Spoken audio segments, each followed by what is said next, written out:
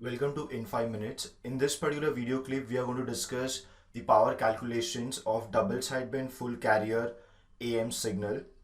In one of the previous clips, we had defined various types of AM signal, which were double sideband full carrier DSB-FC. We had then said that the carrier occupies a lot of power in case of double sideband full carrier. Also does not contain any information because the actual information is present in the sidebands in the form of frequency component Fc plus Fm and Fc minus Fm, and hence it is very important that we suppress the carrier and do not allow carrier to come at the output side. So if you do that, if you suppress carrier and if you only generate two sidebands on the output side in the modulated signal, then the type of AM signal is called double sideband suppressed carrier. Now there is one more form of double sideband suppressed carrier which is called double sideband reduced carrier, DSB-RC. It exists because after suppressing the carrier, it also turns out that on the receiver side I need carrier signal for the demodulation process. And if the carrier which I use on the receiver side is not exactly same as the one which was used on the transmitter side, then the demodulation process will not be perfect and the output will be distorted.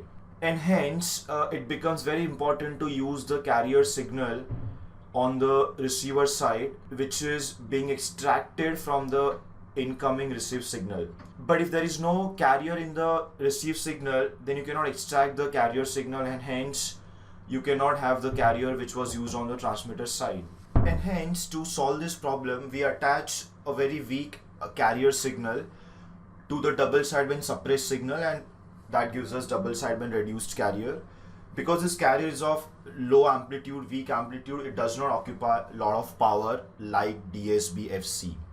We also later on say that the information is duplicated in the form of two sidebands.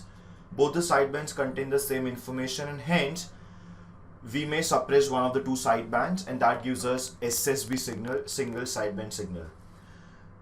So let us now prove the point that we had made, saying carrier in DSB-FC occupies a lot of power.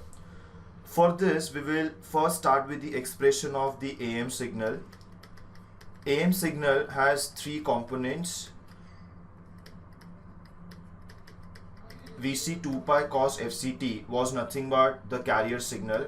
mVc by 2 cos 2 pi Fc plus Fm. This represents the upper sideband, and with the same amplitude of mVc by 2, the third term represents the lower sideband, which has a frequency of Fc minus F. Now when we find the power, we find the power of the signal. We will first find power of the individual components, and then we add all the powers to get the total power of the double sideband full carrier. General expression for power is V square by R. Whenever we calculate signal power, we will take value of R as 1 ohm, and hence any power that we calculate will become simply V square. So let us first calculate carrier power. Because carrier and every other component is sinusoidal in nature, in our case, we take RMS value to calculate the power. So carrier power becomes VRMS square. And we all know that for sinusoidal signal, its RMS value is the peak value divided by root 2. So for the first term, the carrier term, the peak value is Vc by root 2 square, gives me the carrier power, which turns out to be Vc square by 2. Similarly, let us find the upper sideband power now. For the upper sideband power, the formula will be same, VRMS squared.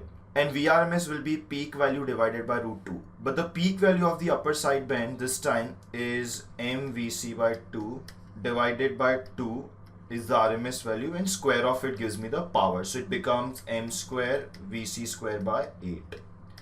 Similarly, if I find power of the lower sideband, because lower sideband has the same peak amplitude, its power expression will be exactly same.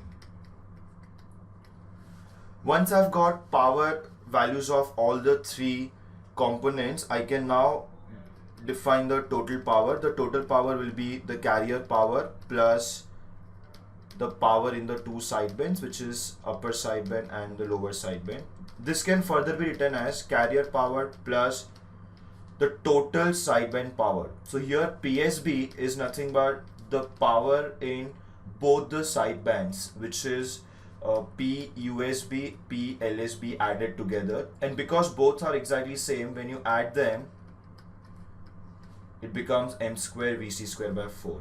Now in terms of carrier power, I can further write the total sideband power as m square by 2.